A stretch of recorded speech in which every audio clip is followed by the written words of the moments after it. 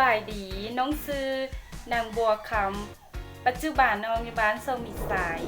น้องกำลังศึกษาอยู่ที่มหาวิทยาลัยปูประเทศจีนเรียนมูเชน้องก็เลยเข้าไปเชแล้วก็กดติดตามกดไลค์คอมเมนต์ลงใต้รูปเนาะ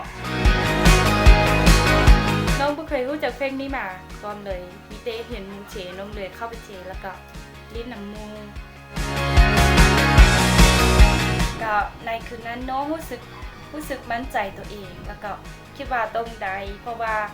น้องเห็นหลายๆคนก็ได้น้องรู้สึกดีใจสุดๆเลยก็ได้ตามที่เพิ่นว่าเนาะนี่คือเงินรางวัลที่น้องได้ในวันที่15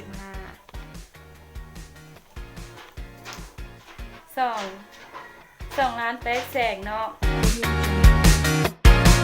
น้องคิดว่าจะเอาเงินตัวนี้ไปใช้เข้าในการศึกษาเรียนของน้องขอยืนยันว่าเทศยูฟาลาวเจ๊กเทเพิ่นเจ๊กเทเจ๊กจริงเนาะเพิ่นจะเจ๊กทุกๆวันของมื้อวันพุธสำหรับไผที่ว่าเข้าไปหลายเทื่อแล้วแต่ยังบ่ได้อย่าเฝ้าน้อยใจบัญชีขั้นต่อไปเอาเป็นทานก็ได้เนาะ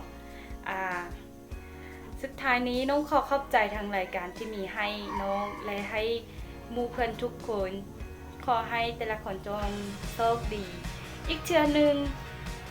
อย่าลืมกดไลค์กดติดตามกดแชร์เพจของเพิ่นแน่